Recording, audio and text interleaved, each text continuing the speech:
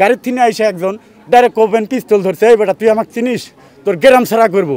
পিস্তল ঠেকালছে হান্নানকে, এটা আমরা সবাই জনগণ দেখেছি।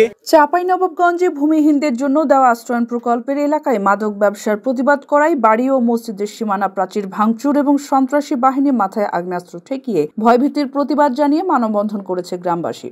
সোমবার সকাল 10:30টার দিকে সদর উপজেলার ঝিলিম ইউনিয়নের বিলবৈলঠার সরকারপাড়া গ্রামের আশ্রয়ণ প্রকল্পের শতাধিক পরিবারের সদস্যরা এই মানববন্ধনের আয়োজন করে। পরে বিক্ষোভ মিছিল করেন তারা। এ সময় তারা বলেন, বিলবৈলঠার সরকারপাড়া গ্রামে 130টির বেশি পরিবারকে জমিসহ ঘর দেয় সরকার, কিন্তু গত কয়েক বছর ধরে এখানে মাদক ব্যবসা চালিয়ে আসছে আশ্রয়ণ প্রকল্পে থাকা 4টি পরিবার। এসব অবৈধ কাজের বাধা দিতে গেলে শতাধিক পরিবারের উপর নানা রকম ভয়ভীতি ও হয়রানি করছে তারা। আমি সরা দিছি, তারপর সরা দেওয়ার পর সে গাড়ির থেকে আইসে একজন ডাইরেক্ট ওপেন পিস্তল ধরছে, এই বেটা তুই আমাকে চিনিস, তোর গ্রাম ছাড়া করবো।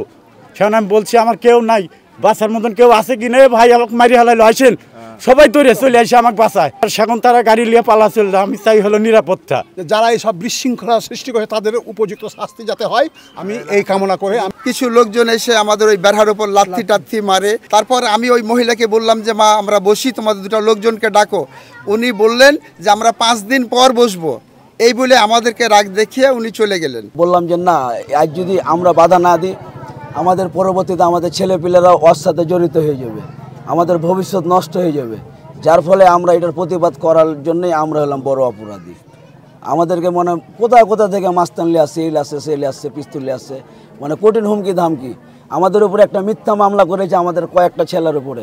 না রে, ওই ওরা 3-4 জন ঘর আছে বলে আমরা শান্তি করে বাস করতে পারছি না। তো যাক তাকে যখন বলতে যাচ্ছি তখনই মারতে আসছে, বাড়ি ঘর ভাঙচুর করে দিয়েছে। আপনারা দেখেন বাড়িটা কিভাবে ভেঙেছে। মানববন্ধনে বক্তারা বলেন, মসজিদে গা ঘেঁষে ও কয়েকটি বাড়ির মধ্য দিয়ে মাদক চোরাচালানে বাধা দিলে মসজিদের সীমানা প্রাচীর ও কয়েকটি বাড়ি ভাঙচুর এবং মারধর করে মাদক ব্যবসায়ীরা। এমনকি শহর থেকে কয়েকজন সন্ত্রাসীদের নিয়ে এসে মাথায় পিস্তল ধরে হুমকি দেওয়া হয়। এরপর থেকে আতঙ্কে দিন পার করছে গ্রামবাসী। এই ঘটনার সুষ্ঠু তদন্ত ও বিচারের দাবি করেন তারা।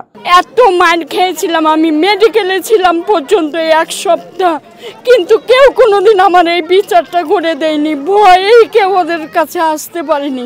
ভয় ভীতি দেখাচ্ছে যে তোমাকে হুমকি দেয়া, বলছে তোমরা যদি আমাদের বিরুদ্ধে কথা বলো তাহলে পরে তোমরাকে আমরা হুমকি গুলি করে এখান থেকে ছাড়া এলাকা করব।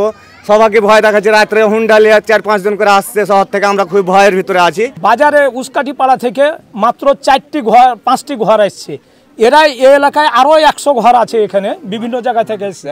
সবারই উপরে এই 4 ঘরই মনে হচ্ছে কি যে এখানকার ওরাই মাস্তান, ওরাই বিভিন্ন প্রকারের মাস্তানকে নিয়ে আসে এবং তারা মাদক ব্যবসা করে। তারাই শহরের সাথে যোগাযোগ, বিভিন্ন জায়গার সাথে যোগাযোগ করে মাদক ব্যবসা করে।